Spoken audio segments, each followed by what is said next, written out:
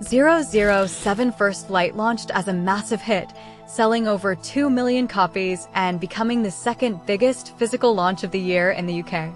Players have been scouring every corner of IO Interactive's spy masterpiece, uncovering Kobby Lame's silent yoga cameo, the Hitman crossover, the GoldenEye paintball cheat, and even a playable arcade cabinet. But the developers buried even deeper secrets, things that Dataminers almost missed. Today, we are exposing 5 insane secrets that will make you want to replay the entire game. Secret number 1. The Moonraker space station level. Remember the 1979 film Moonraker, where Bond goes to space? It was considered one of the sillier entries in the series, but it also gave us epic zero-gravity laser fights. IO Interactive built a complete zero-gravity mission that almost no one has found. To unlock it, you must complete every mission with a stealth rating of Silent Shadow, meaning no enemy ever saw you. Not once. You have to be a ghost. This is incredibly hard because some missions force you into open combat. But if you manage it, on the main menu, a new option appears: Moonraker Confidential. The level puts Bond aboard a space station orbiting Earth. You have a laser rifle that works in zero gravity. You float through corridors, disabling gravity generators and fighting astronauts in spacesuits. The level ends with Bond escaping in a space shuttle while the station explodes. There is no achievement. No trophy. Just pure fan service. The developers even included the original John Barry score from Moonraker. The attention to detail is stunning.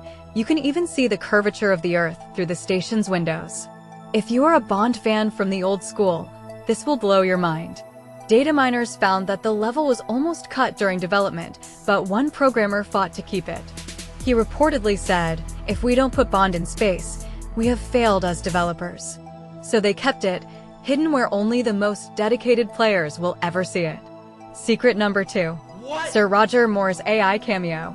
During the Istanbul mission, Bond can enter a smoky jazz bar called the Octopussy. It is easy to miss because the entrance is a nondescript door in an alley. Most players run straight to the objective.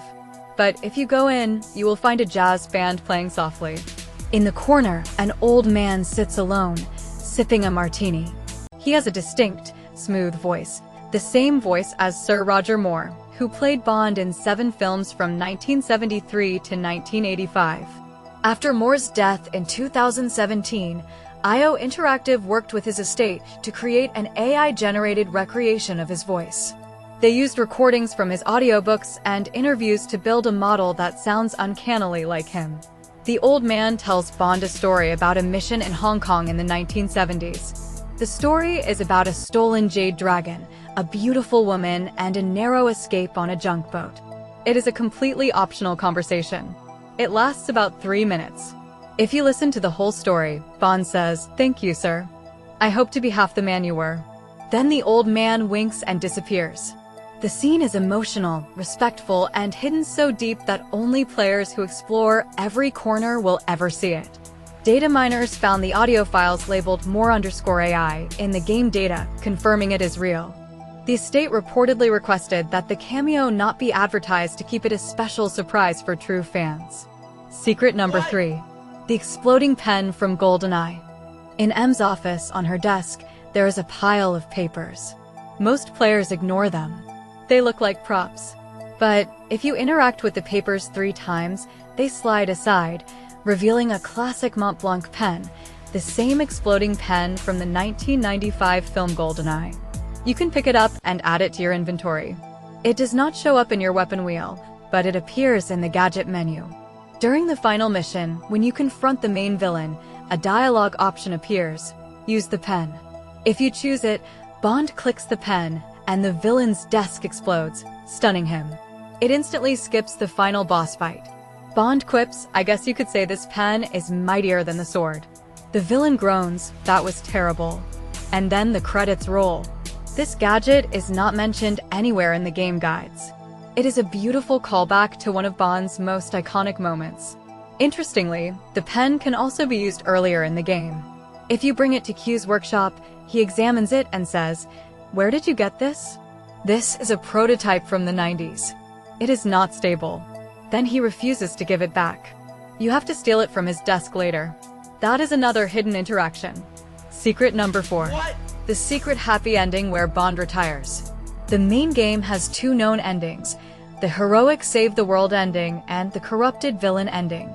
But there is a third ending, hidden behind a specific sequence of actions. After completing the main story, do not start a new game. Instead, go back to MI6 headquarters and visit Q's workshop. Talk to Q 7 times. He will complain that you are annoying him. On the 7th conversation, he says, "Fine. If you hate this life so much, there is another way." He gives you a document titled MI6 Early Retirement Form. Then, go to the break room and interact with the GoldenEye arcade cabinet. Play the arcade game and intentionally die 5 times. You have to lose on purpose. Jump off the dam, stand in front of enemies, let them shoot you. After the 5th death, a cutscene triggers. Bond walks into M's office, places the retirement form on her desk, and says, "I'm done."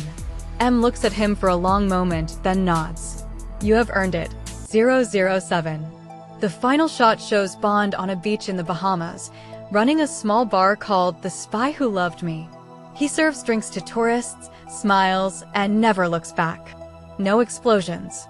No gunfights. Just peace. This ending is so well hidden that only 0.1% of players have seen it. The developers said in an interview that they wanted to give players a way to let Bond rest. Secret number 5. Oddjob boss fight in the bonus level. Do you remember Oddjob, the hat-throwing villain from Goldfinger? He is one of the most memorable henchmen in Bond history. IO Interactive created a secret bonus level where Bond faces him in a recreation of the Fort Knox vault. To unlock it, you must collect all 50 hidden golden coins scattered across the main campaign. Each coin is in a different mission, often behind destructible walls, inside locked safes, or underwater. The coins make a faint chiming sound, but you have to be close to hear it. After collecting all 50, a new level appears on the mission select screen, Goldfinger's Revenge. You enter the Fort Knox vault, and Oddjob stands in the center, wearing his iconic steel-rimmed hat. He throws his hat like a boomerang.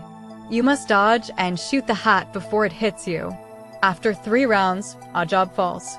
Bond picks up the hat and says, "You dropped something." It is a tough, nostalgic fight that rewards true completionists.